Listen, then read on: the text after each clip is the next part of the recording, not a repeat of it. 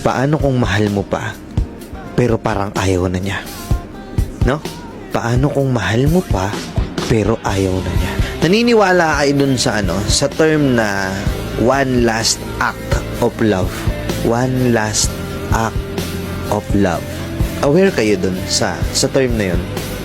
Yung ikaw na yung magle-let go kahit na mahal mo yung tao kasi ayaw na niya. Kumbaga, tinanggap mo na sa sarili mo na siguro baka hindi siya sa akin sasaya, baka sa ibang tao siya sasaya, at dahil mahal mo siya, ikaw na yung magle-let go, ikaw na yung aatras, ikaw na yung magpaparaya. Ginawa mo yun hindi dahil sa ayaw mo na din sa kanya.